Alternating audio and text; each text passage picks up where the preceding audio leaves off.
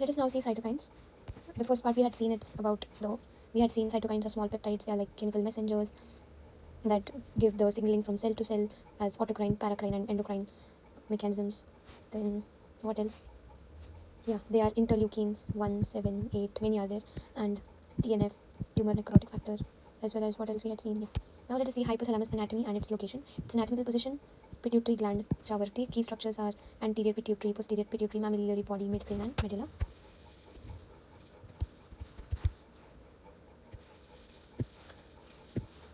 Look at the location of the hypothalamus. This is anterior part, posterior part. Anteriorly this is the hypothalamus, this is the pituitary, anterior and posterior.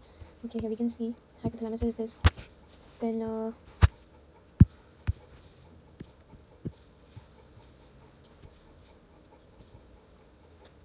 paraventricular nucleus.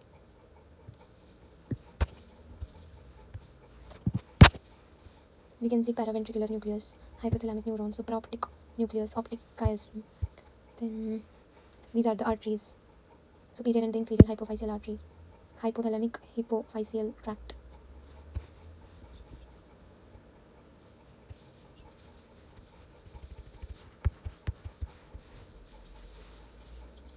Paraventricular nucleus, preoptic nucleus, lateral hypothalamic area, dorsomedial nucleus, ventromedial nucleus, posterior hypothalamic area, anterior hypothalamic area, supraoptic nucleus, optic chiasm, suprachiasmatic nucleus, the SCN, which is responsible for sleep.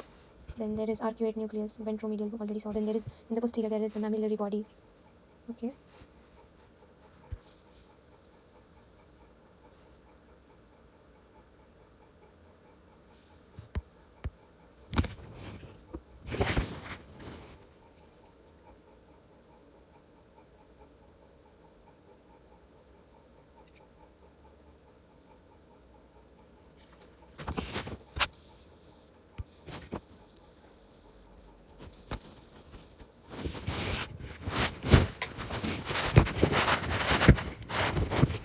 Blood-brain barrier characteristics.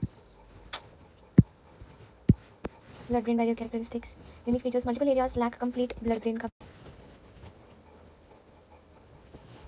Multiple areas lack complete blood-brain barrier. Significance is allowing the cytokines to penetrate the hypothalamic neuronal tissue, and its potential impact is can alter the hypothalamic functions. That means the cytokine, it can penetrate the hypothalamus and it can alter its functions.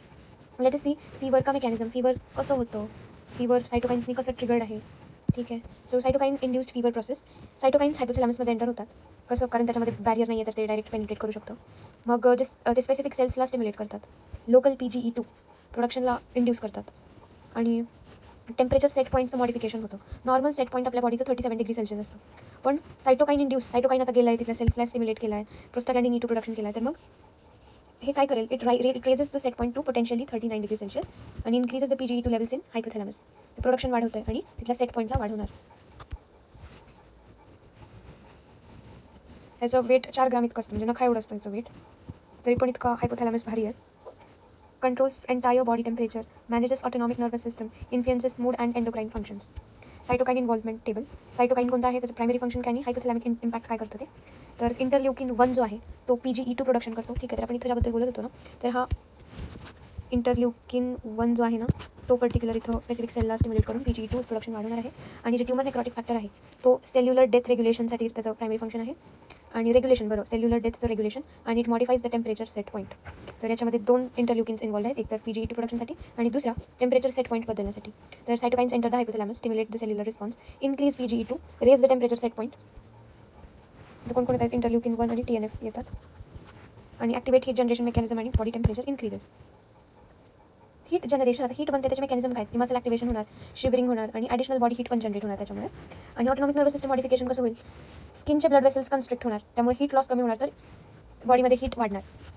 अँटीपायरेटिक drugs जे आहेत, paracetamol वगैरे, ते fever reduction कसं करतात? Inflammation reduce करतात, सायटोकाइनचं प्रोडक्शनच कमी करतात आणि bacterial sources जे की सायटोकाइन प्रोडक्शनसाठी रिस्पॉन्सिबल होते त्यांना एलिमिनेट करायचं. PGE2 सप्रेशन कसं? सायक्लोऑक्सिजनेज एन्झाईम जे आहे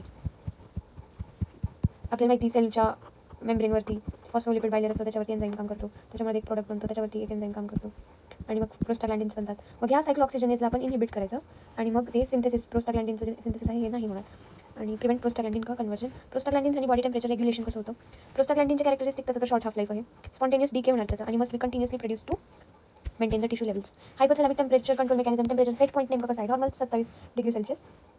Detected through blood temperature passing through hypothalamus. Contains thermosensitive neurons that act as biological thermostat. आणि temperature reduction process. Heat loss mechanism. Cutaneous vessel डायलेशनमध्ये हीट लॉस होतो. Increase blood flow to skin heat loss होतो. स्वेटिंगमुळे sweat molecule इव्हॅपोरेशनमध्ये heat loss होतो. Cooling effect भेटतं बॉडीला.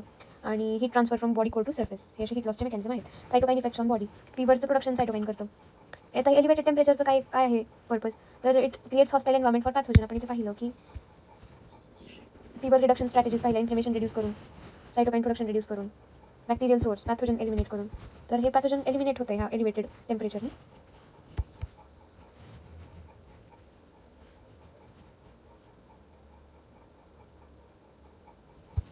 आणि मलेज आणि विकनेस या दोन्ही डिफरंट गोष्टी असतात. मलेज म्हणजे feeling of being unwell. Just तुम्हाला वाटतं की आज माझ्यासोबत काही चांगलं म्हणजे मी बरी नाही आज, ह्याला अनवेल म्हणतो आणि याला आपण मलेज म्हणतो. It is precursor to specific inflammatory symptom produced by cytokine alterations in hypothalamus. Patient may not identify specific illness. कोणता पर्टिक्युलर आजार तो सांगणार नाही. हे कशामुळे होतं? सायटोकाईन ऑल्टरेशन्स इन हायपोथॅलॅमसमुळे होतं मलेज आणि फटीगमध्ये काय आहे की मलेज एक अनप्लीझंट फिलिंग आहे. Fatigue can be pleasant. Fatigue म्हणजे कसं, आज आता दिवसभर काम करून आले, जिम करून आले आणि त्यानंतर जो थकान आहे, तर त्या थकानमध्ये आपल्याला एक सुकून असतं. It can be pleasant. पण मलेज म्हणजे अनप्लीझंट, एकदम काहीतरी काहीच करू वाटत नाही, कसं तरी होतं. आणि मलेज कोणत्याच फिजिकल ॲक्टिव्हिटीमुळे होत नाही. रादर फटीग जे आहे may result from physical exertion like going to gym, doing some work. पण मलेज म्हणजे काहीच न करता तुम्हाला अनप्लीझंट वाटतं आणि इट इंडिकेट्स पोटेन्शियल इलनेस. आणि फटीगमध्ये नॉर्मल फिजिओलॉजिकल रिस्पॉन्स असतो. तुम्हाला कोणतं आज सच असं हे नसतं झालेलं. Hypothalamic influence regulates mood, behavior, emotional stress, and physical well-being. Cytokine impact on hypothalamus disrupts the centers controlling happiness, physical comfort, and emotional equilibrium. Inflammatory trigger झाला, cytokine बनला, हायपोथॅलॅमस ॲक्टिवेट झालं, टेम्परेचर रेग्युलेशन, फीवर डेव्हलपमेंट झाली आणि मलेज sensation झालं, potential इलनेसचा progression दाखवते. अनोरेक्सिया म्हणजे जेवण करू वाटत नाही. More than just loss of appetite. What it is a complex condition ज्याच्यामध्ये इंडिव्हिज्युअलला त्यांनी काही एनफ खाल्लेलं नसतं. इवन फॉर फेवरेट फूडसाठी त्याचं लॅक ऑफ ॲपेटाईट आहे. नंतर it differs from simple temporary food का disinterest. Biological mechanism of anorexia काय?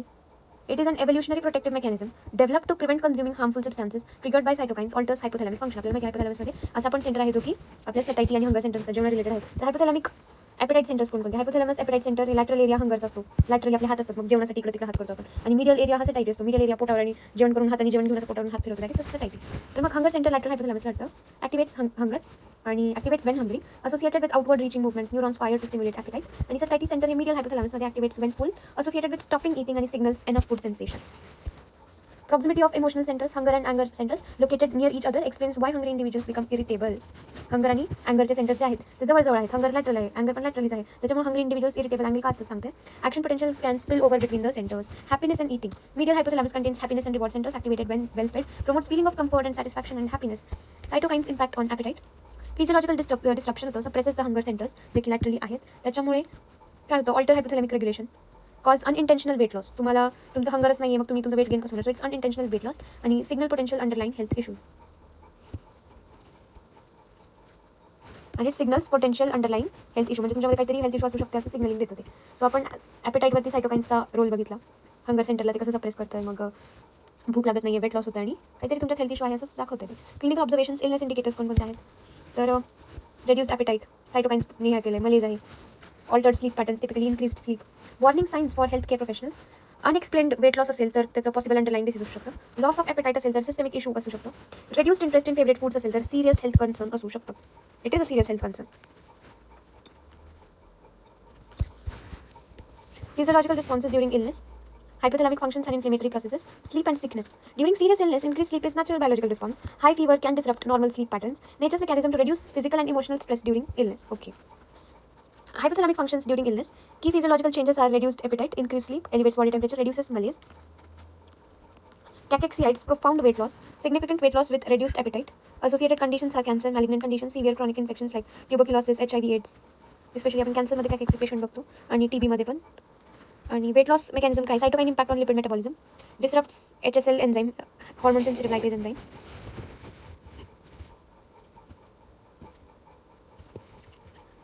Prevents lipid storage in adipocytes, increases lipid का कॅटाबॉलिझम आणि results in progressive weight loss.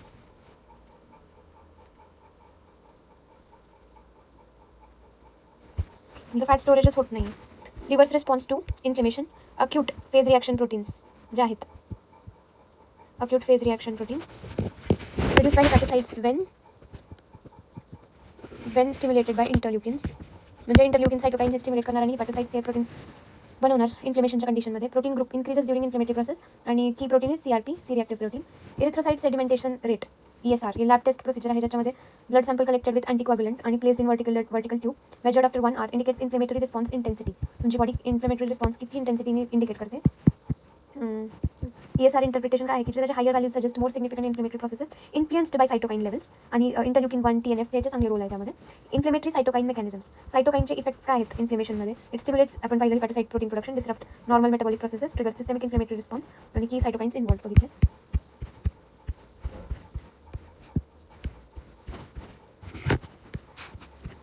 Inflammatory stimulus आला, cytokine release झालं, hepatocyte activate झाला, acute phase reaction, protein synthesis झाले, ESR वाढलेला दिसला, मेटाबॉलिक चेंजेस झाले आणि वेट लॉस झाला. ठीक आहे. RBC behavior and sedimentation. RBC flotation analogy compared to boats on a river surface. When RBCs are not stuck together, they float well. But when RBCs become sticky, they form groups and sediment rapidly. Rouleau formation and inflammatory process. तर Rouleauचं चुकीचं spelling दिलं. So during illness, inflammation, body produces cytokines. Cytokines stimulate hepatocytes to produce these. These proteins stick to RBCs, causing them to become sticky, and sticky RBCs form groups that cannot swim and settle quickly. And that is the mechanism of RBC aggregation. Then erythrocyte sedimentation. Now these RBC, they have to sediment, and its rate we will be seeing. High ESR typically indicates serious medical condition. Exceptions include pregnancy. It's a physiological condition in which ESR is high. But it's elevated in cancer, inflammatory reactions, autoimmune diseases, serious infections. ESR monitoring, inflammatory process tracking. Rapid RBC sinking indicates active inflammatory process. Proteins influencing the ESR have long life. Okay, these proteins which were influencing the ESR, these acute phase proteins, they have long half-life, and ESR fluctuations lag behind actual inflammatory changes. Lag behind actual. Wait. I will have to know more about this sentence. Hello.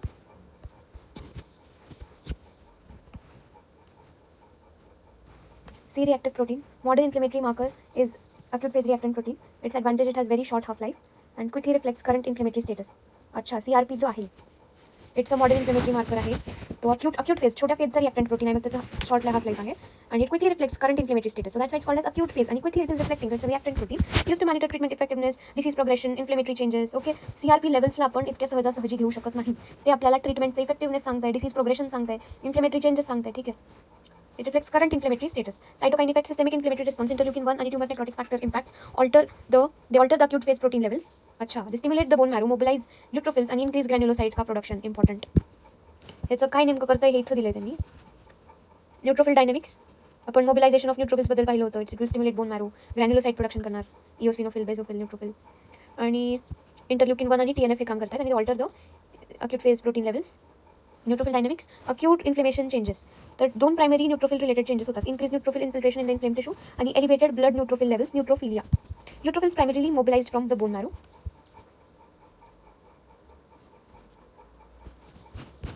So inflammatory response, cytokine production, acute phase protein release, RBC aggregation, increased ESR, bone marrow stimulation after forming cytokine, neutrophil mobilization. Neutrophil will go to the inflamed site.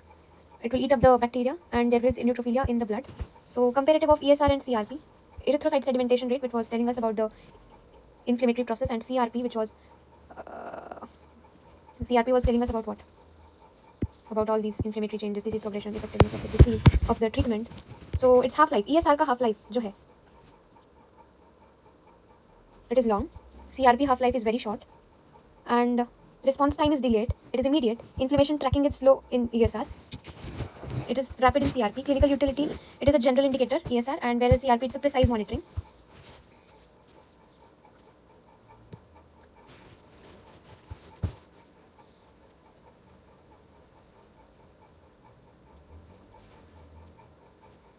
We were talking about the proteins that were influencing the ESR. They have long half-life. The acute phase proteins that were influencing the ESR, they have longer half-life, whereas the acute phase proteins who are like the CRP is also an acute phase reactant protein. It has short half-life.